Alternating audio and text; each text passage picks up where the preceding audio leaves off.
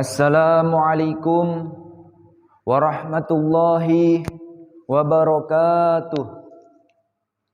Alhamdulillahilladzi arsala rasulahu bil huda wa dinil haq liyudhhirahu 'alad dini kullih.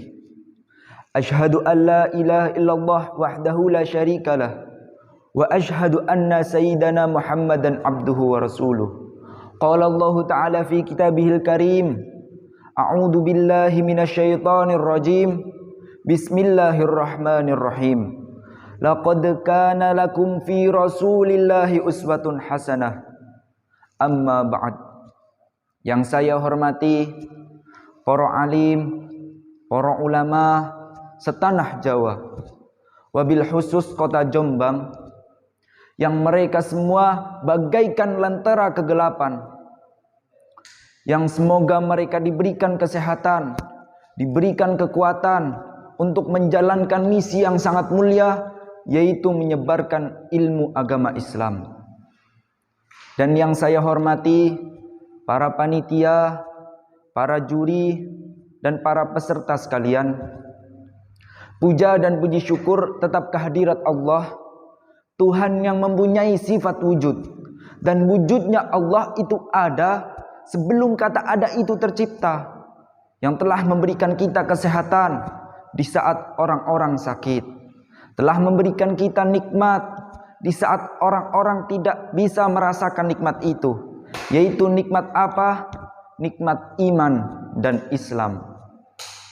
Sholawat besertaan salam tetap tahaturkan kepada junjungan kita, Baginda Agung Nabi Muhammad sallallahu alaihi wasallam, dengan sekurang-kurangnya mengucapkan Allahumma sholli ala Muhammad.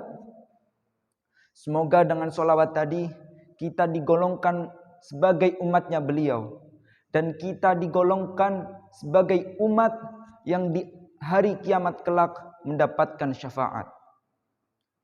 Hadirin rahimakumullah, pada hari santri ini saya Agim Fadli Idrus, delegasi dari Pondok Pesantren Darul Hikmah, akan berceramah tentang pemuda, yang saya beri judul Pemuda Pondasi Bangsa.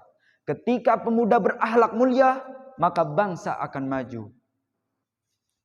Hadirin yang dimuliakan Allah, coba kita pikirkan, kita renungi bahwa di zaman sekarang ini banyak pemuda yang hanya bisa bermalas-malasan, hanya bisa nongkrong yang tidak ada gunanya, ngegame yang sampai lupa waktu, sehingga menyebabkan pikiran mereka tidak berkembang. Apalagi pikiran untuk negaranya maju, itu tidak ada sama sekali. Padahal tanpa mereka sadari, mereka adalah pondasi bangsa.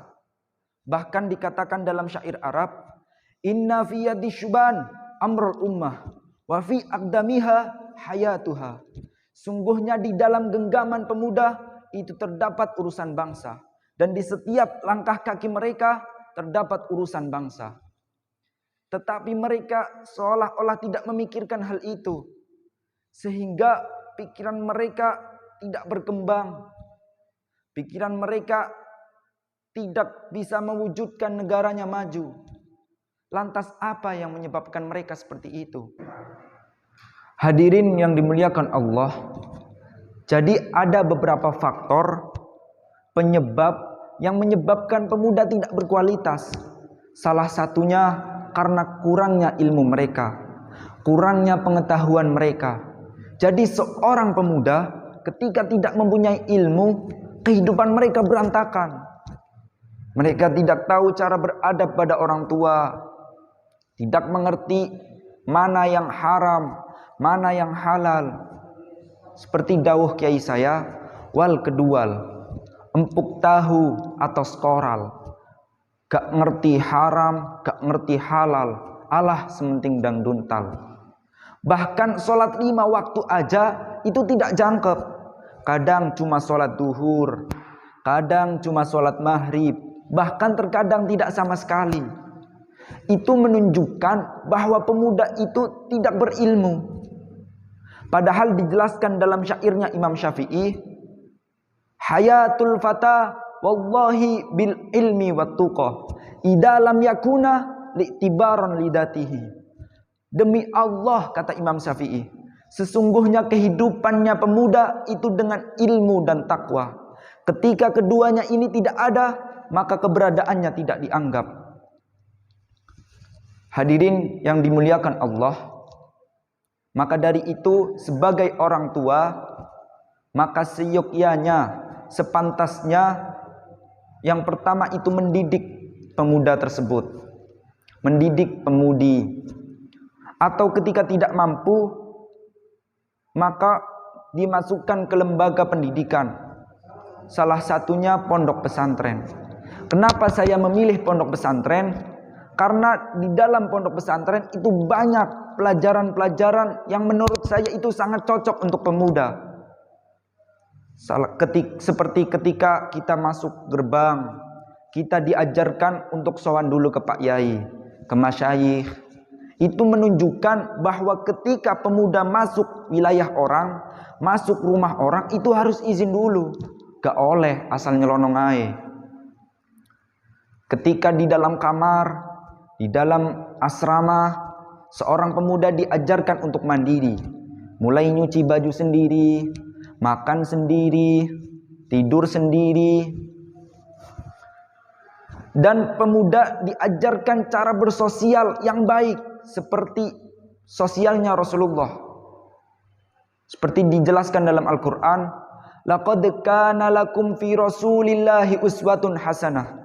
Sesungguhnya di dalam diri Rasulullah itu terdapat suri tauladan yang baik. Maka dari itu di pesantren itu diajarkan cara menghormati yang lebih tua, cara menyayangi yang lebih muda. Itu ketika di pesantren. Seorang pemuda ketika mengaji, ketika bersekolah di pesantren, diajarkan cara bergotong royong dalam menyelesaikan masalah. Sehingga di dalam pesantren itu ada yang namanya forum musyawarah, ada yang namanya basul masail, dan lain-lain. Sehingga diharapkan di dalam pemuda tersebut itu terdapat sifat-sifat yang baik. Yang pertama, dia beradab. Yang kedua, dia berilmu, kreatif, inovatif. Sehingga diharapkan negaranya ke depannya itu akan maju. Karena ketika pemuda sudah memiliki sifat tadi, dia berilmu, berwawasan, kreatif, inovatif, mandiri, maka insya Allah kemajuan negara di depannya pasti akan kita lihat bersama. Today youth are tomorrow leaders. Pemuda yang sekarang ialah pemimpin masa depan. Jadi ketika pemuda sekarang itu berkualitas, mereka berilmu, beradab, maka insya Allah negara ke depannya pasti akan maju. Tetapi ketika pemuda tidak berkualitas, maka harapan kemajuan negaranya itu tidak akan terlihat oleh kita, tidak akan dirasakan oleh kita.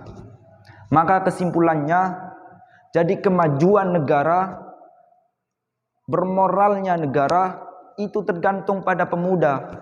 Ketika pemuda mempunyai adab, mereka mempunyai ilmu, mereka mandiri, maka negaranya akan maju.